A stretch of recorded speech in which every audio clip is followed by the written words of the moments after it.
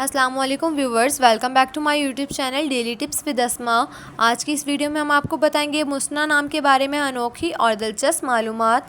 मुसना नाम का शुमार लड़कों के नामों में होता है। मुसना एक इस्लामी नाम है।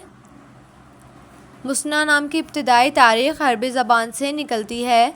मुसना नाम के अफराद के लिए खुशकिस्मत नंबर 6 माना जाता है। माहिरीन के मुताबिक मुसना नाम के लड़के बहुत मेहरबान होते हैं। मुसना नाम का मतलब है दूसरा या दौम।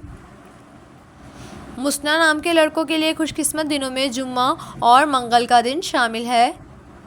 मुसना नाम के अफराद के लिए मुआफिक रंगों में भूरा और गुलाबी रंग शामिल हैं। मुसना नाम के अफराद के लिए मुआफिक पत्थरों में फ़िरोज़ी पत्थर शामिल है। खुशकिस्मती वाली धातों में हिंसों के हिसाब से तांबा और कांसी शामिल हैं। सो फ्रेंड्स, अगर आप अपने नाम का मतलब जानना चाहते हैं तो कमेंट बॉक्स में अपना नाम लिखें। इंशाअल्लाह हम आपके नाम की वीडियो ज़रूर बनाएंगे। Thanks for watching. अल्लाह हाफिज़।